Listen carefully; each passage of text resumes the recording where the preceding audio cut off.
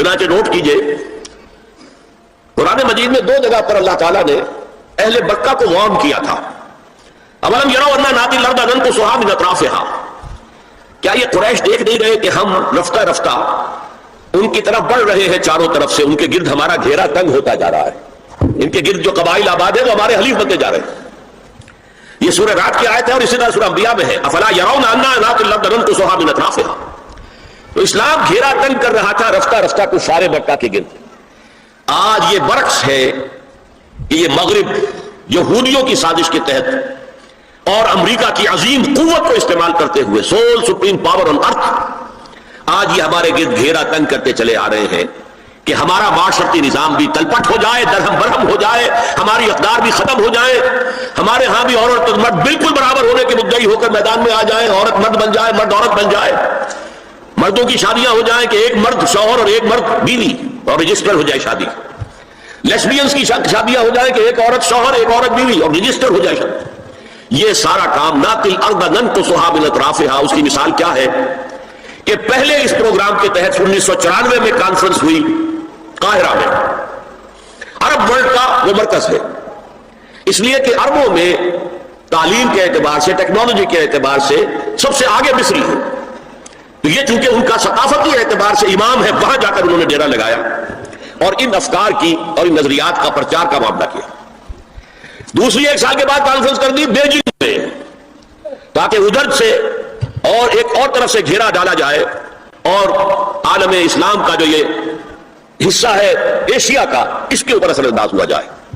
اور اس کے بعد بیجنگ +5 کانفرنس ہوئی ہے اور یہ ہوئی ہے United Nations assembly, United Nations organisation کی جنرل اسمبلی کے تحت، اور یہ ہوئی ہے جون سن 2000 میں. اب اس میں جو بھی ایک پرچہ تیار کیا گیا تھا ایجنڈے کے طور پر، اس میں جو سفارشات تھی وہ میں آپ کو بتا رہا ہوں. امپیکٹ ایک رسالہ نکلتا ہے لندن سے، اس سے میں نے یہ چیزیں لی تھی اور انگریزی ہی میں ہم نے ایک دفعہ بڑی تعداد میں اس کو شائع کر کے تقسیم بھی کیا تھا. لیکن اس میں صرف آپ کو یہ بتا رہا ہوں کیا فیصلے تھے، کیا کرنا ہے. نام اس کا کیا تھا کانفرنس کا؟ Women 2000 gender equality development and peace for the 21st century. Preparatory document میں نمبر 1 ہومو سیکسولیٹی کو نارمل سیکسول اورینٹیشن قرار دیا جائے. کوئی جرم نہیں ہے، مرد مرد سے شہوت ناری کرے، عمل قوم لوط یہ کوئی جرم نہیں، کوئی حرام نہیں، کوئی بری شے نہیں، نارمل اورینٹیشن ہے، یہ مزاج ہے. ایک شخص جو ہے عورت سے اپنی خواہش پوری کرنا چاہتا ہے، ایک مرد سے کرنا چاہتا ہے، تمہیں کیا اعتراض ہے؟ ہومو سیکسول میرجز کو تسلیم کیا جائے. وہ تسلیم ہو رہا ہے. یورپ کی کئی ریاستوں میں رجسٹریشن شروع ہو چکی ہے، امریکہ کی، یورپ میں تو پہلے سے ہے، اسکینڈینیوین ملکوں میں پہلے سے موجود ہے. نمبر 3 عورتیں گھر کا کام کاج کرنے سے انکار کر دیں یا اس پر ویج طلب کریں، مزدوری طور پہ محنت ہوتا ہے کام کریں گے.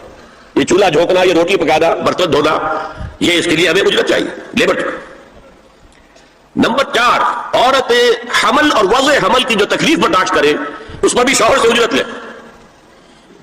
نمبر 5 اگر کسی وقت کسی عورت کی طبیعت آمادہ نہ ہو ہم بستری کے لیے اور شوہر مجبور کرے تو اسے میریٹل ریپ قرار دیا جائے. یہ زنا بالجبر ہوگا جس کی سزا دی گئی. شوہر اور بیوی کا معاملہ ہے، اس بیوی کی طبیعت کسی وجہ سے آمادہ نہیں ہے اور شوہر انسسٹ کر رہا ہے تو یہ میریٹل ریپ، شادی شدہ لوگوں کے مابین زنا بالجبر شمار ہوگا. نمبر 6 پروسٹیٹیوشن کو ایک باعزت پیشہ مانا جائے اور ان کو پروسٹیٹیوٹس نہ کہا جائے بلکہ سیکس ورکرز، سیکشول ورکرز. جیسے مرد ہے وہ اپنی جسمانی قوت استعمال کر رہا ہے، وہ اب چلا رہا ہے، رسی چلا رہا ہے، یا وہ کہیں اینٹیں ڈھو رہا ہے، کوئی اور دماغی صحت استعمال کر رہا ہے، ڈاکٹر بیٹھا ہے اس نے لکھ رہا ہے، فیس لے رہا ہے. عورت بھی اپنے جسم کے ایک عضو کو استعمال کر رہی ہے تو وہ سیکشول ورکر ہے اور وہ پیشہ ہے اور وہ باعزت ہے، اس پر قتل کوئی قدر نہ ہو. 7 وراثت اور طلاق میں بالکل برابری، کوئی فرق نہیں. اب یہ خاص چیز تو معلوم ہوتا ہے کہ اسلام ہی کو ہدف بنا کر انہوں نے ایجنڈے میں شامل کیا ہے. اس کا نام ہے سوشل انجینئرنگ، معاشرتی تعمیر نو. پرانی تعمیر، وہ جو مولانا روم نے کہا تھا کہ اگر کوئی پرانی عمارت ہے نئی بنانی ہے تو پہلے گرانی پڑے گی. اولا تعمیر ویرا کنن، تو پہلی تعمیر گرائیں گے تو دوسری بنے گی. لہذا یہ سارا سٹرکچر جو ہے سوشل، یہ ختم کر کے یہ نئی سوشل انجینئرنگ ہے جو ہمیں کرنی ہے، اور اس کا سب سے بڑا ٹارگٹ عالم اسلام ہے۔